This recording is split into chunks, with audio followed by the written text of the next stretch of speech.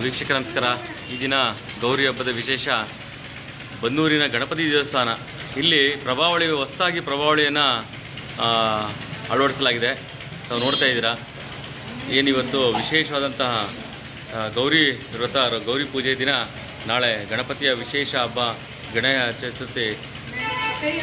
ಹಾಗಾಗಿ ಇವತ್ತು ಇಲ್ಲಿ ವಿಶೇಷವಾದಂತಹ ಪ್ರಭಾವಳಿನ, ಹೊಸ ಪ್ರಭಾವಳಿನ ತಂದು ಪರಮಾತ್ಮಗೆ ಅರ್ಪಿಸೋದನ್ನು ನೋಡ್ತಾ ಇದ್ದೀವಿ.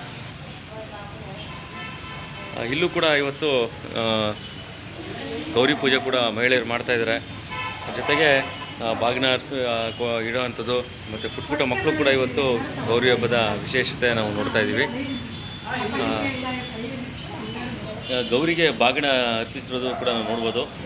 ಗಣಪತಿ ದೇವಸ್ಥಾನದಲ್ಲಿ ಗೌರಿ ಪೂಜೆ ವ್ಯವಸ್ಥೆಯನ್ನು ಮಾಡಿರೋಂಥದ್ದು ಇವತ್ತು ನೋಡ್ತಾ ಇದ್ದೀವಿ. ಮತ್ತು ಹೆಣ್ಮಕ್ಳೆಲ್ಲ ಗೌರಿ ಪೂಜೆಗೆ ಬಂದಿರೋದು, ಮಕ್ಕಳು ಕೂಡ ಇವತ್ತು ಗೌರಿ ಪೂಜೆಗೆ ಬಂದಿರೋದನ್ನು ನೋಡ್ತಾ ಇದ್ದೀವಿ.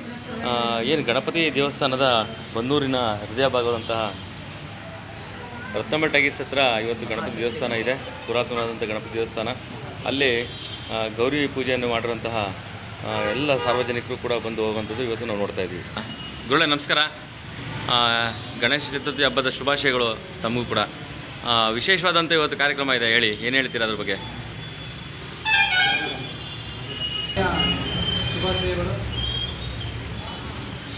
ಈ ದಿನ ವಿಶೇಷವಾಗಿ ಪ್ರಭಾವಳಿನ ತರಿಸಿ ಹಾಕಿದ್ದೀವಿ ಇವತ್ತು ನಮ್ಮ ಗಣಪತಿ ದೇವಸ್ಥಾನದಲ್ಲಿ, ಹಾಗೂ ಗೌರಿ ಪೂಜೆಯನ್ನು ನೆರವೇರಿಸ್ತಾ ಇದ್ದೀವಿ. ಹಾಗೆಯೇ ಇವತ್ತು ತಾವು ಕೂಡ ಇಲ್ಲಿ ಮಹಿಳೆಯರಿಗೆಲ್ಲ ಗೌರಿ ಪೂಜೆಗೆ ವ್ಯವಸ್ಥೆ ಮಾಡಿದ್ದೀರಾ? ಹಾಂ. ವಿಶೇಷವಾದ ನಾಳೆ ಗಣೇಶ ಚತುರ್ಥಿ, ಗಣೇಶನ ಕೂರಿಸೋದು ಕೂಡ ಕಾರ್ಯಕ್ರಮ ಆಗುತ್ತೆ ಇಲ್ಲಿ. ಹಾಂ ಹಾಂ. ಮತ್ತು ಪ್ರಭಾವಳಿ ತುಂಬ ವರ್ಷದಿಂದ ಇರಲಿಲ್ಲ ಅಲ್ಲ? ಹಾಂ. ಭಕ್ತಾದಿಗಳ ಸೇವಾರ್ಥ ಅಂತ ಕಾಣುತ್ತೆ. ಎಲ್ಲರೂ ಒಗ್ಗೂಡಿಸಿ ಗಣೇಶನ ವಿಗ್ರಹಕ್ಕೆ ಪ್ರಭಾವಳಿ ಮಾಡಿರೋದು ತುಂಬ ಅಲಂಕಾರಿತವಾಗಿ ಕಾಣ್ತಾ ಇದೆ. ಹಾಗಾಗಿ ಇಡೀ ಬನ್ನೂರಿನಲ್ಲಿ ಮುಖ್ಯವಾದಂಥ ಗಣಪತಿ ದೇವಸ್ಥಾನ ಇದು, ಹೃದಯ ಭಾಗದಲ್ಲಿರುವಂಥದ್ದು. ಎಲ್ಲ ಕಾರ್ಯಕ್ರಮಗಳು ಕೂಡ ತಾವು ಮಾಡ್ತೀರಾ?